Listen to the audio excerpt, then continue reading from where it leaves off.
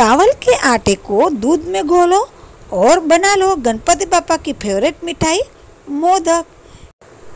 एकदम instant 10 minute में बन जाते हैं, क्योंकि चावल के आटे को न हमें उकड़ी लानी है, न स्टीम करना है, न फ्राई करना है, कुछ भी नहीं करना है, सिर्फ दूध में घोलो और बना लो। ये मोदक मावा के स्वाद के बनते हैं और चावल के आटे के हैं, फिर भी एकदम दानेदार, मुंह में घुल जाने वाले, एकदम सॉफ्ट सॉफ्ट बनते हैं। इसीलिए रेसिपी लास्ट तक देखना और मेरे चैनल पर नए हो तो एक सब्सक्राइब कर दीजिएगा और रेसिपी पसंद आए तो लाइक कर दीजिएगा। चलो तो फिर रेसिपी स्टार्ट करते हैं बिना देरी किए। आशा लता की रसोई में आपका दिल से स्वागत है। कोई भी एक कटोरी का माप सेट कर लेना है। एक कटोरी एकदम बारीक पिसा हुआ चावल का आटा लेंगे, उसको छान लेंगे। एक कटोरी एकदम मलाई वाला गाढ़ा गाढ़ा दूध लेंगे। मलाई से मोदक को मावा का स्वाद आएगा। ये दूध थोड़ा थोड़ा करके डालिएगा और आटे में मिक्स करिएगा, नहीं तो आटे में लम्स पड़ जाएंगे। अच्छे से फेंट लेना है उसको। ये बैटर अभी पतला लग रहा है, 10 मिनट उसको रेस्ट करने के लिए छोड़ देंगे तो फूल जाएगा। उतने में हम स्टफिंग की तैयारी करेंगे। उसी कटोरी से एक कटोरी नारियल का बूरा डालेंगे। मैंने देसी गुड़ लिया है। एक कटोरी छिना हुआ गुड़ लेंगे। मैं ऐसे ही थोड़ा थोड़ा छीनती जाऊंगी और नारियल के बुरादे में मिक्स करती जाऊंगी। गुड़ और जायफल का कॉम्बो एकदम परफेक्ट है, इसलिए इसमें हम जायफल ग्रेट करके डालेंगे, इलायची नहीं डालेंगे। शक्कर हो तो इलायची और गुड़ हो तो जायफल, इतना ध्यान रखिएगा। आधी टीस्पून देसी घी डालेंगे तो स्टफिंग में अच्छे से बाइंडिंग आ जाएगी। आज संयोग तो देखो, गणपति का लास्ट डे है और मंगलवार भी है। दोनों का बहुत बड़ा संयोग है, इसीलिए पारंपरिक चावल के मोदक तो बनाना ही है। एक चावल के मोदक 10 मिनट में बन जाते हैं, इसीलिए रेसिपी अभी के अभी फटाफट शेयर कीजिएगा तो सब इसका लाभ उठा सकेंगे। स्टफिंग में से हम छोटे छोटे बॉल बना लेंगे तो हमें मोदक में भरने में आसानी रह जाएगी। मैंने सारे गोल बॉल्स बना लिए हैं। चावल का आटा भी फूल के रेडी हो गया है। अब हम गैस की तरफ जाएंगे। चावल का आटा अभी भी पतला लग रहा है, लेकिन जब हम घी में उसको भुनेंगे ना तो उसमें और भी दूध डालना पड़ेगा। गैस पर कढ़ाई रखेंगे। कढ़ाई में 1 से 1.5 टीस्पून घी डालेंगे। घी इस रेसिपी में ज़्यादा लगता नहीं है, लेकिन हम डाल रहे हैं थोड़ा बहुत घी, क्योंकि हमें मावा फ्लेवर का बना रहे हैं, इसलिए घी तो डालना ज़रूरी है। घी को सिर्फ मेल्ट करना है, एकदम गरम नहीं करना है, नहीं तो लम्स पड़ जाएंगे। इसी बात का खास ध्यान रखिएगा। आटे को घी में डालते ही उसको चलाना है, नहीं तो लम्स पड़ जाएगी। ये भी टिप्स ध्यान रखिएगा और फटाफट चलिएगा। देखो, आटे ने सारा दूध सोख लिया और अभी तो आटा पूरा पका नहीं है, इसलिए हमने जो बचा के रखा है ना, वो दूध अब इस स्टेज पर डाल देंगे। 1 कटोरी चावल के आटे के लिए 1 कटोरी दूध पूरा का पूरा लग गया है। आटा कढ़ाई छोड़ रहा है, लेकिन आटा कच्चा है, उसको अच्छे से भुनना है। जब तक उसमें से घी रिलीज नहीं होता है और दाना दाना उसका छुट्टा नहीं होता है, तब तक उसको भूनना है। भूनते हुए मुझे 2 मिनट हो गए हैं, तो आटा डो जैसा था तो थोड़ा छुट्टा छुट्टा हो रहा है। आटे को भूनते हुए 3 मिनट हो गए हैं, एकदम छोटे छोटे टुकड़े में आटा आ गया है। अब और 2 मिनट तक हमें भुनना पड़ेगा।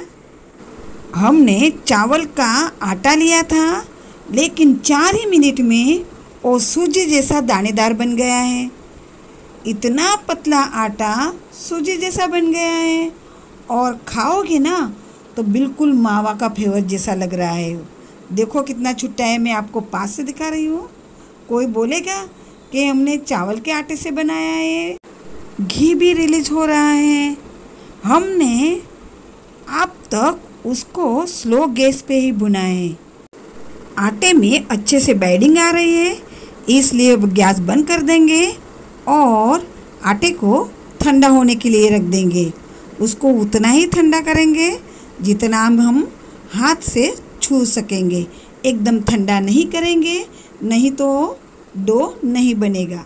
इसमें जरा भी दूध नहीं बचा, दूध का मावा हो गया है और हमने जो मलाई डाली थी उसका भी मावा हो गया है। इसलिए आप खाओगे ना तो आपको लगेगा ही नहीं एक चावल के आटे के मोदक है। एकदम मावा के मोदक लगते भी हैं, खाने में भी और दिखने में भी।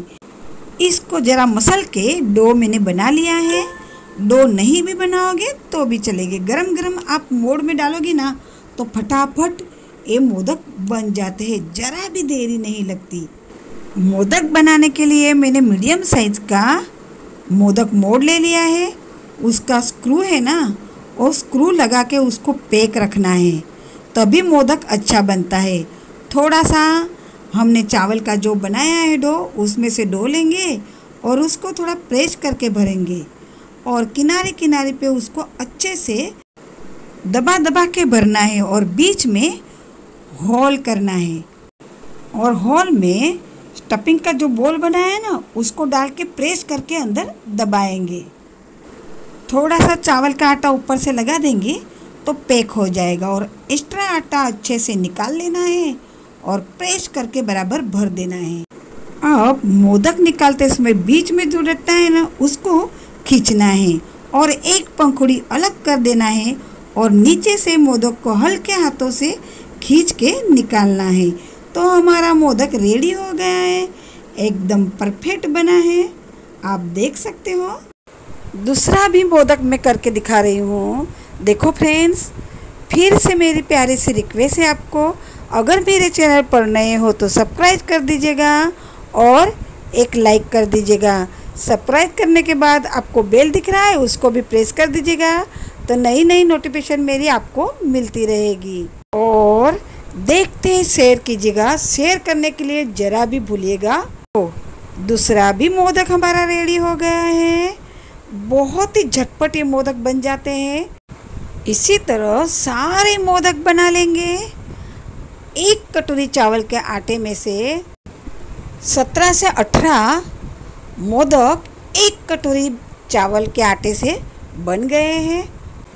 10 मिनट में सारे मोदक बन के रेडी हो गए है ना। एकदम आसान तरीका मोदक बनाने का, चावल के आटे के मोदक बनाने का एकदम नया तरीका है, आज तक आपने देखा भी नहीं होगा। इसीलिए ये रेसिपी ज़रूर ट्राई कीजिएगा। आप एक बार बनाओगे ना तो आप इसी तरह मोदक चावल के बनाओगे। वो स्टीम किए हुए मोदक तो आप भूल ही जाओगे। टेस्ट तो उससे भी 100 गुना ज़्यादा है उसका। अब गणेश जी को भोग लगाने वाले हैं, प्रसाद में देने वाले हैं, इसलिए मैंने नारियल का पत्ता जैसी डिश में उसको सर्व कर रही हूँ। मोदक को कट करके भी दिखा रही हूँ। देखो एकदम सॉफ्ट, मुंह में जाते ही घुल जाने वाले एकदम रवादार मोदक बने हैं। यकीन कीजिएगा, आप एक बार बना के तो देखिएगा तो आप ज़रूर मुझे याद करोगे। उसका टेक्सचर देखो, सूजी के मोदक से भी बढ़कर है और खाने में तो बिल्कुल मावा के लगते हैं। इसीलिए ये रेसिपी ज़रूर ट्राई करना है ना। ये रेसिपी सबसे नई और आसान। आपको ये रेसिपी कैसी लगी, आप कब ट्राई कर रहे हो, कमेंट सेक्शन में ज़रूर बताना।